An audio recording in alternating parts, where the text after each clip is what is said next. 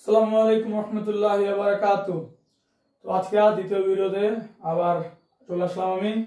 তো আজকে হচ্ছে বেশি সময় নেব না, কারণ আজকে হচ্ছে ফিজিক্সের সেকেন্ড পেপার। যে মেডিকেলে যে 24-25 আমাদের সময় যে 7টা কোশ্চেন আসছে, কমে আসছে 7টা। গতকাল ফিজিক্স প্রথম পত্রের 13টা প্রশ্ন সলভ করেছিলাম। তো আজকে হচ্ছে সেকেন্ড পেপারে এই 7টা প্রশ্ন। সর্বোচ্চ 10 মিনিট হতে লাগতে পারে, এই বেশি সময় নেব না। তো বরাবরের মতো আমি প্রশ্নপত্রের লিঙ্ক কমেন্টে দিয়ে দেবো, সেখান থেকে তোমরা প্রশ্ন কাইন্ডলি দেখে নিও। আমি শুধু তোমাদেরকে বুঝিয়ে দেবো যে অ্যান্সারগুলো আমি কীভাবে দিয়েছিলাম আর কেন আর কি এটা অ্যান্সার হলো সেটা আর কি। তো দেখতেই পাচ্ছ যে এখানে হচ্ছে যে লিখে দিয়েছি আমি যে 7টা প্রশ্ন, 5টা কারেক্ট, 2টা ইনকারেক্ট। হ্যাঁ, 2টা ইনকারেক্ট। কেন ইনকারেক্ট? তোমার গতকাল মানে যে আমি যে ফিজিক্স ফার্স্ট পেপারের প্রশ্ন করাইলাম, এটা খেয়াল করছো কিনা যে 13টা কোশ্চেনে 12টা আমার হয়েছে একটা দিনে, শুধু মানে এরকম আর কি। তাই সেখানে হচ্ছে কি আমি 12টা প্রশ্ন শিওর দাগাইছিলাম, একদম শিওর দাগাইছি বা জানি হবে হয়েছে। কিন্তু সেকেন্ড পেপারের ক্ষেত্রে এখানে আমি শিওর দাগাইছিলাম, কিন্তু শিওর দাগানোর পরও ভুল হয়েছে। এখানে হচ্ছে তোমার যে এক্সাম হলের যে ভুলগুলো, ঠিক আছে, এখান থেকে একটু তোমাদের অনেক শিক্ষণীয় বিষয় আজকে তুমি না পাবা। এই ভুলগুলা করাই মানে হচ্ছে তোমার মেডিকেল চান্স মিস হওয়া, এরকম আর কি ভুলগুলো, ঠিক আছে। তো দেখবা, সমস্যা নাই। তো তোমাদের ক্ষেত্রে যে প্রথম প্রশ্নটা দেখি আমি, প্রথম প্রশ্নটা বলছে হচ্ছে যে উন্নত প্রজাতির বীজ তৈরিতে নিচের কোনটি ব্যবহৃত হয়? বীজ তৈরিতে মানে বলছে যে উন্নত, ঠিক আছে, উন্নত প্রজাতির বীজ, উন্নত প্রজাতির বীজ তৈরিতে নিচের কোনটি ব্যবহৃত হয়? এখানে অপশনে আছে যদি দেখি, এক্স রে, আছে হচ্ছে তোমার লেজার রশ্মি, 3 আছে তোমার হাইড্রোজেন, 4 আছে তোমার রেডিও,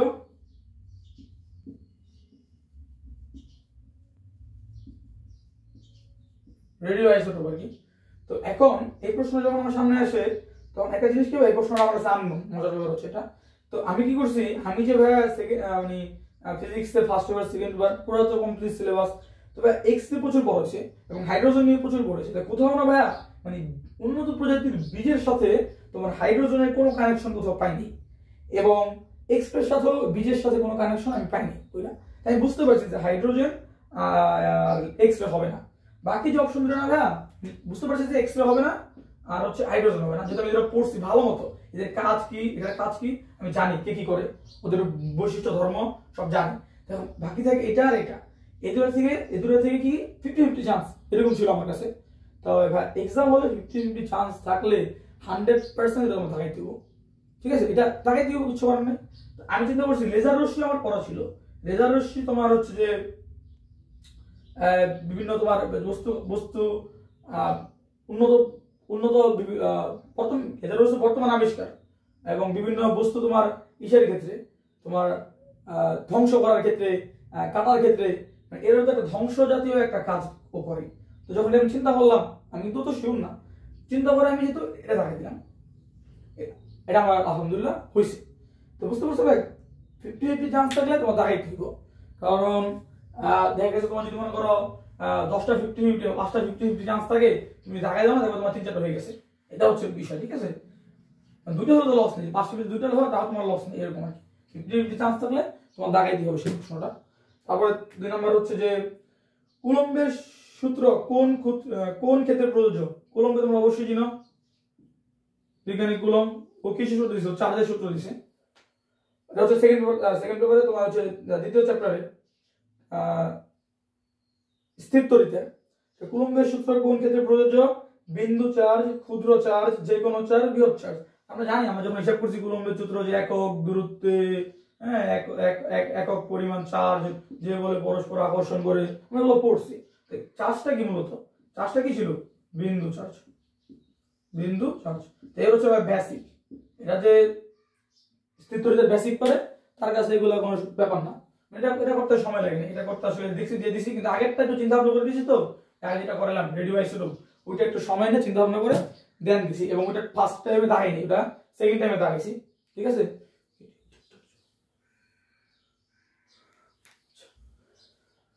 তিন নম্বরটা হচ্ছে ফোকাস দূরত্ব 1000 সেন্টিমিটার হলে লেন্সের ক্ষমতা কত? ফোকাস দূরত্ব ইকুয়াল টু 1000 সেন্টিমিটার মানে 10 মিটার।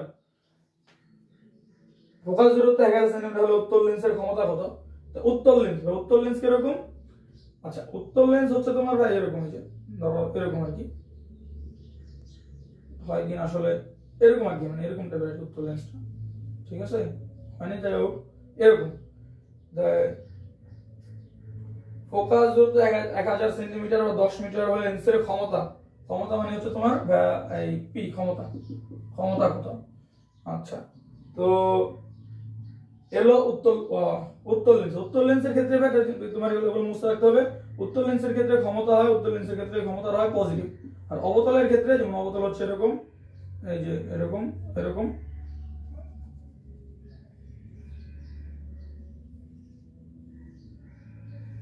অবতল লেন্সের ক্ষেত্রে ক্ষমতা হয় নেগেটিভ, ঋণাত্মক, এর খেয়াল রাখতে হবে। তো অবশ্যই পজিটিভ হইব। তো ক্ষমতার সূত্র কি? ক্ষমতার সূত্র হচ্ছে F ইকুয়াল টু ক্ষমতার সূত্র হচ্ছে P equal to 1/f equal to কত হয়? 1/f এর মান হচ্ছে 10 ইকুয়াল টু 0.1, এটা হচ্ছে ডায়াপ্টার। ঠিক আছে, ক্ষমতা লেন্সের ক্ষমতা ডায়াপ্টার পজিটিভ। এই যে এমসিকিউটা না ভাই একদম ইজি। মজার বিষয় হচ্ছে ভাই এমসিকিউটা আমি 19 কোচিং এ যে এক্সাম হয়েছিল সেখানে এমসিকিউটা ভুল করছি। কি ভুল করছি? এরকমই একটা ছিল, আমি পজিটিভের জায়গায় নেগেটিভ দিছি বা নেগেটিভের জায়গায় পজিটিভ দিছি, এবং আমার যে এক্সাম হলো মেডিকেল ভর্তি আমি এটা ভুল করছি। কেন ভুল করছি? সময়ের জন্য, চিন্তা করতে পারিনি। আসলে মেডিকেল ভর্তি এক্সামে তুমি এক একটা এমসিকিউর জন্য তো কম সময় পাইবা, 10 সেকেন্ড 20 সেকেন্ড 30 সেকেন্ড, তোমার তখন কত চিন্তার সময় নেই, তোমার সাবকনসিয়াস মাইন্ড তোমার যেটা বলবে সেটাই তোমার করতে হবে। তো আমি আসলে মনে করো আমরা করছি না যে মানে তোমার যে লেন্সের ক্ষেত্রে আমরা উত্তল লেন্সকে অবতল আয়না চিন্তা করব, অবতল লেন্সকে উত্তল আয়না চিন্তা করব। তো ভাই এখানে আরেকটা গুরুত্ব চলে আসে, যেটা হচ্ছে রিভিশনের গুরুত্ব। আমি না ভাই রিভিশন দিয়ে গেছি তোমার যে লেন্সটা উত্তল হলো অবতল আয়না, অবতল হলো উত্তল আয়না। ঠিক আছে, তো এই রিভিশন দেওয়ার কারণে আমার কাছে মানে এই প্রশ্নটা দেখার সাথে সাথে মনে হয়েছে যে লেন্স বলছে ও তোমার উত্তল লেন্স, তার মানে অবতল আয়না হিসাব করব। তো অবতল আয়না হিসাব করব, অবতল আয়না কিরকম? অবতল আয়না হিসাব করব। তো অবতল আয়নার ক্ষেত্রে তো তোমার নেগেটিভ হবে, আমি চিন্তা করছি। কিন্তু মানে এভাবে যে এটা হয়, এখানে আমি 19 ভুল করছি, ভুলের পর আমার শুধরাইছি, কিন্তু রিভিশন না দেওয়ার কারণে যে লেন্সের ক্ষেত্রে যে ঠিক থাকে এই এত সহজ একটা জিনিস রিভিশন না দেওয়ার কারণে আমি তাড়াতাড়ি এই ভুল দাগাইছি, খুব সহজে আমি ভুল দাগাইছি। আমি এই পজিটিভ না, অ্যান্সার নেগেটিভ ছিল, 0.1 নেগেটিভ ছিল, এটা দাগাইছি। তো এই ভুল তোমার না করার উপায় কি জানাবে? আমি মনে করি যে এই ভুল তুমি যদি না করতে চাও, তো এরকম যেগুলো মানে গুরুত্বপূর্ণ টপিক, খুব ছোট টপিক, ওগুলো রিভিশন দিতে 1 মিনিটও লাগে না, তুমি এগুলো দাগায় রাখবে এবং এগুলো তোমার মাস্ট রিভিশন দিতেই হবে।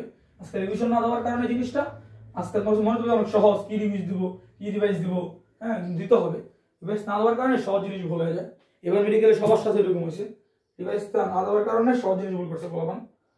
আচ্ছা, তারপরটা দেখি, এই নম্বরটা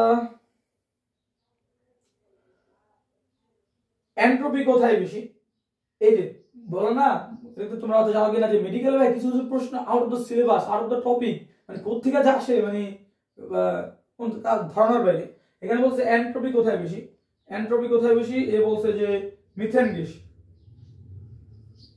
গ্যাস, বি বলছে যে তরল পদার্থ, সি বলছে যে কঠিন পদার্থ,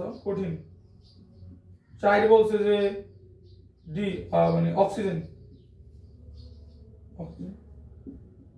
তবে আমি পড়ছিলাম হচ্ছে তোমার এন্ট্রপি কোথায় বেশি জানো? প্লাজমাতে এন্ট্রপি বেশি, প্লাজমা অবস্থায়, দেন এন্ট্রপি বেশি, দেন তরলে এন্ট্রপি বেশি, না প্লাজমা, দেন বায়বীয়, দেন তরল, দেন কঠিন। তাই আমি জানি যে তাহলে তরল তো, আর এটা তো তরল, মানে এটা হচ্ছে কঠিন, এই দুটো হবে না, গেল।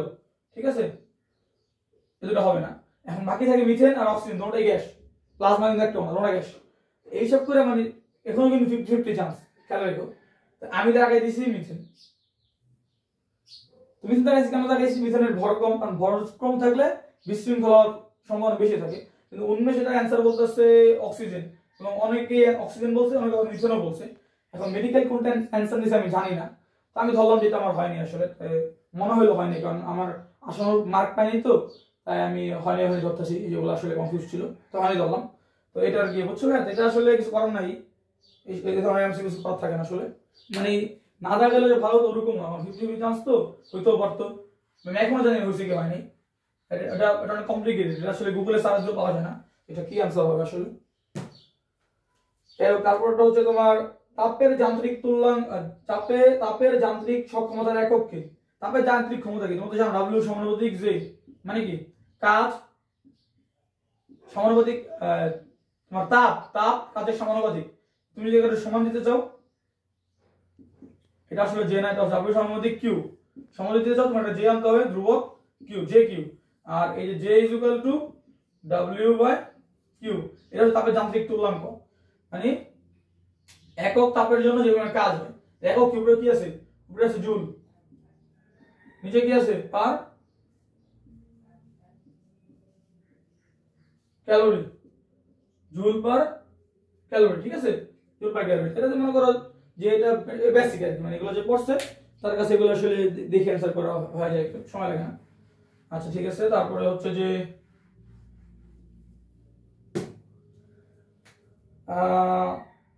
6 নাম্বার, গ্যালভানোমিটার তড়িৎ বর্তনীতে শান ব্যবহারের উদ্দেশ্য। গ্যালভানোমিটারে তড়িৎ বর্তনীতে, মানে গ্যালভানোমিটার বলতে কি, তুমি এটা অ্যামিটার বলতে পারো তুমি, এরকম একটা ধরো বর্তনী আছে, ঠিক আছে, বর্তনী ধরো এখানে ধরো রোদ দিলাম একটা, ঠিক আছে, রোদ দিলাম, ধরো এখানে কি হয়, এখানে যন্ত্র ব্যবহার করা হয়, একটা যন্ত্র, ঠিক আছে, যন্ত্রটা কি, যন্ত্রটার মধ্যে শান্ট, ধরো শান্ট আমি অ্যাজ দিয়ে প্রকাশ করলাম, ঠিক আছে, ধরো ঠিক আছে, ওকে, তো এখানে একটা গ্যালভানোমিটার দিলাম, অ্যামিটারও দেওয়া যায়, আমি গ্যালভানোমিটার দিলাম, ওকে। তো গ্যালভানোমিটারে তড়িৎ বর্তনীতে শান ব্যবহারের উদ্দেশ্যটা কি? শান মানে কি জানো? শান মানে হচ্ছে ছোট মানের রোধ আর কি, এটা এক প্রকারের রোধ, ছোট মানের রোধ, আসলে ছোট মানের রোধ, ঠিক আছে, এস দিলাম, এটা হচ্ছে আর বড় মানের রোধ, ঠিক আছে। তোমার গ্যালভানোমিটারে তড়িৎ বর্তনীতে শান ব্যবহারের উদ্দেশ্য কি? এই প্রশ্নটা ভাইয়া হচ্ছে অ্যান্সার করতে হলে তোমার ফিজিক্স বুঝতে হবে, ফিজিক্স তোমার বুঝতে হবে, ফিজিক্স ফিল করতে হবে, এবং ওই যে বলি না আমরা ফিজিক্স বোঝার বিষয়, হ্যাঁ অনেক ক্ষেত্রে বোঝার বিষয়, তোমার বুঝতে হবে, সূত্র মুখস্থ করতে হবে, হ্যাঁ এরকম ভাবে, এরকম আর কি সব মিলে আসলে। তুমি আমি সরাসরি বলে দিই ফিজিক্স ভাইয়া বোঝার বিষয়, বুঝবা শুধু না, সূত্র মুখস্থ করতে হবে, বুঝতে হবে, এবং তোমার এর বাইরেও কিছু আছে, কিন্তু প্রথমত তোমার যেটা সেটা বুঝতে হবে, কারণ এটা পারতে হলে বুঝতে হবে। আচ্ছা এটা আমি বুঝে অ্যান্সার করছি, এর মতো ছিল না। অপশনে ছিল বিদ্যুৎ প্রবাহ কমানো, বিদ্যুৎ প্রবাহ বাড়ানো, বিভব পার্থক্য কমানো, বিভব পার্থক্য বাড়ানো। ভাই তুমি কি জানো যে এই বিভব ভি সমানুপাতিক আই, বিভব হচ্ছে স্বাধীন, রোধের সাথে রোধ যদি আমি কমায় বাড়াই বা রোধ কিছু করি, বিভবের কোনো পরিবর্তন হবে না। রোধের সাথে সম্পর্ক হচ্ছে যে আই এন, রোধ দিলে বিদ্যুৎ প্রবাহ বাধাগ্রস্ত হয়। তুমি চিন্তা করো এখানে একটা বিদ্যুৎ যাচ্ছে, বিদ্যুৎ যাচ্ছে, আই যাচ্ছে, আমি যেখানে একটা রোধ দিয়ে দিই, বাধা পাবো আই, বিদ্যুৎ প্রবাহ বাধা পাবো, এখানে বিভবের কি হবে, এখানে একটা বিভব আছে, এখানে যে একটা বিভব পার্থক্য আছে, ধরো 5 ভোল্ট বিভব পার্থক্য, ওর কিচ্ছু হবো না, এখানে যেটা রোধ দেই ওর সমস্যা হবো, ও বাধা পাবো। আশা করি বুঝতে পারছো। আচ্ছা তো এখন হচ্ছে যেটা সেটা হচ্ছে যে তুমি যদি বুঝো আসলে যে এখানে শান ব্যবহার কেন করেছে, এখানে বিদ্যুৎ যাচ্ছে, তাহলে ধরো এটা নাই, ঠিক আছে, না থাকলে কি হতো, এখানে বিদ্যুৎ এখানে গিয়া যখন এটা এখানে একটা শর্ট সার্কিট হইতো, শর্ট সার্কিট, ঠিক আছে, ধরো short circuit current, short circuit হইলে তখন দেখা গেছে কি এটা অনেক স্পিড একটা কারেন্ট গিয়া এখানে যন্ত্র থাকলে, গ্যালভানোমিটার একটা যন্ত্র থাকলে সেটা নষ্ট করে ভেদ করে চলে যেত, মানে যন্ত্র নষ্ট হয়ে যেত। এই যন্ত্র এখানে অনেক কিছু থাকতে পারে, ফ্রিজ, টেলিভিশন, গুরুত্বপূর্ণ যন্ত্রপাতি থাকতে পারে, কিন্তু যখন আমি এখানে একটা রোধ ব্যবহার করতেছি না, তখন বিদ্যুৎটা কি ভাগ হয়ে গেল না, ভাগ হয়ে গেল, কিছু এখানে গেল, কিছু এখানে দিয়ে গেল, গিয়ে কি করলো, এখানে যে তোমার রোধটা আছে ও বিদ্যুৎ প্রবাহ কমাই দিল, দেন এখানে কোথায় গেল, এখানে গিয়ে আলটিমেটলি এখানে বের হলো, যন্ত্রটা কি, যন্ত্র রক্ষা পেলো। তো মূলত হলোটা কি, মূলত হলো হচ্ছে বিদ্যুৎ প্রবাহটা এখানে যেটা গেল আই, সেটা দুই ভাগ হয়ে গেল, I1 I2, তো বিদ্যুৎ প্রবাহটা কি করলো, কমাই দিল না, এটা হচ্ছে বিষয়। এগুলো ছিল বুঝলে আসলে এগুলা সহজ, অনেক সহজ। তো এটা আসলে একটু চিন্তা করে দিতে হয়েছে তোমার, এটা আসলে 20-25 সেকেন্ড লাগছিল, কারণ সাথে সাথে এগুলো অ্যান্সার করে দেবো আমি চিন্তা করে দেখো আসলে, কারণ চারটা অপশন দেখে অ্যান্সার করা বেটার হয় আমি মনে করি। আচ্ছা, তারপরে লাস্টে আজকে আরেকটি আছে, ভূচুম্বকত্বের মৌলিক উপাদান কি? চুম্বকত্বের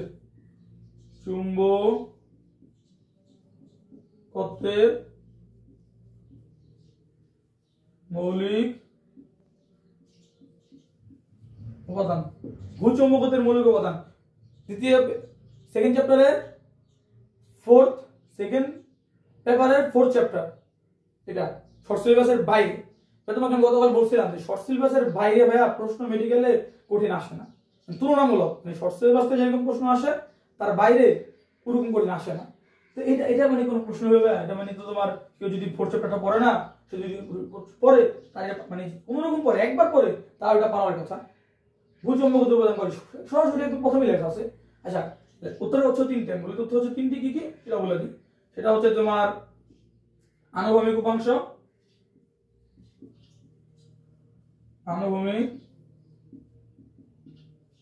উপাংশ, দুই হচ্ছে যে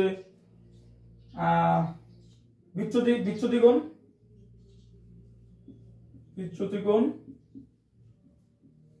তিন হচ্ছে বিনতিকোণ।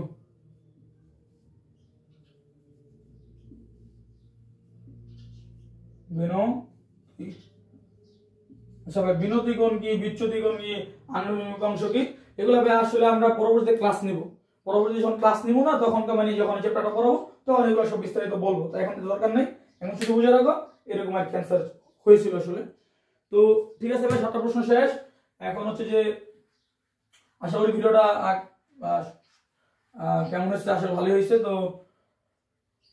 ইনশাল্লাহ তো ফিজিক্স শেষ করলাম, কেমিস্ট্রি শেষ করবো, ইংলিশ, জিকে।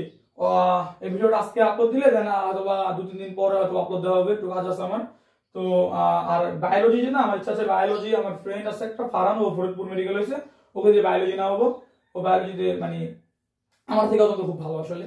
বায়োলজিতে আমি একটু উইক বলতে কি মানে বায়োলজিতে আমি ওর চেয়ে কম পাইছি আসলে, বেশি পেয়েছে। সো ওকে দেন আমার ইচ্ছা বায়োলজি। তো তোমরা সাথে কানেক্টেড থেকো।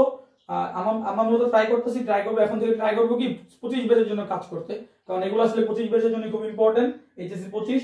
তো এখন থেকে শুরু করলে দেখা গেছে তাদের তো এখন যা 8-10 মাস বাকি আছে ইন্টারমিডিয়েট শেষ হইলে, 12-6 মাস গেলে তাদের জন্য তখন আমরাও ভিডিও সুন্দরভাবে দিতে পারবো, তারাও উপকৃত হতে পারবে।